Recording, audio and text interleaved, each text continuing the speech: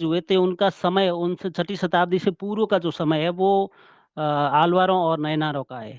जब जैन और बौद्धों के द्वारा बहुत बड़ी संख्या में अराजकता फैल रही थी दक्षिण भारत में और वही ऊंच-नीच जो सनातन हिंदू धर्म में पहले से थी, बुद्ध के समय में या महावीर के समय में जो चल रहा था वो उस समय भी चल रहा था। तब जो आलवार संत हैं वो इस ऊंच-नीच और भेदभाव इस सामाजिक असमानता को मेटते हुए बाहर आए और उन्होंने भाव विभोर होकर ईश्वर का गायन किया। उन्होंने ये वेद वगैरह या कुछ लिखना उसके वो खिलाफ थे। लिखा है तो उनको शिष्यों ने लिखा है दिव्य प्रबंधनम जिसमें उनके पद संकलित है। लेकिन उन्होंने स्वयं आलवारों ने कुछ नहीं लिखा, ना लिखने की चेष्टा की।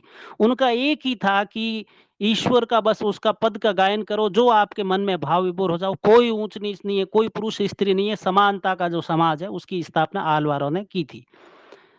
कहते हैं कि शंकराचार्य जी ने जब ये सब जब देखा कि मंदिरों में शूद्र का भी प्रवेश है, ब्राह्मण का भी है, स्त्री का भी है, पुरुष का भी है, इस अराजकता को मेटने के लिए उन्होंने एकदम अपनी घोषणा कर दी अद्वैत की, कि कोई 2 नहीं है, सब अद्वैत है, ईश्वर कहीं भी व्याप्त नहीं है और उन्होंने निर्गुण जो धारा है या निर्गुण कह सकते हैं जो भावना है, उसको आत्मसात किया और शून्यवाद की तरफ वो प्रवृत्त हुए। और इसके बाद ही जब ये पहली बार ये अद्वैत की बात करते हैं, अद्वैत का स्थापना भी करते हैं और इस तरह से उन्होंने जो आलवारों का जो एक वैष्णव संप्रदाय का जो आंदोलन था, उसको बिल्कुल रोकने का जो काम किया है, वो इन्होंने शंकराचार्य ने किया है। जो उत्तर भारत में जो आलवार 5वीं 6वीं शताब्दी दक्षिण भारत में थे, वही भक्ति काल उत्तर भारत में आते-आते 12वीं-13वीं शताब्दी में आता है कबीर के समय या उनसे थोड़ा-सा पहले आता है, बड़े रूप में।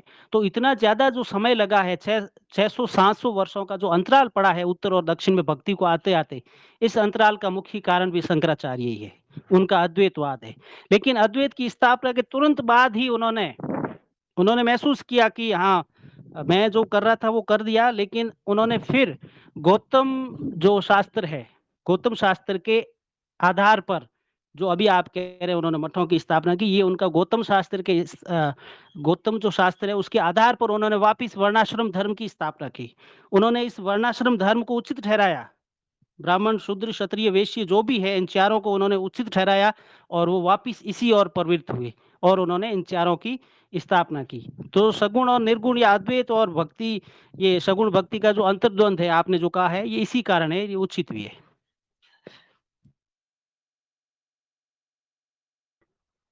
जी सर। तो उन्होंने कौन से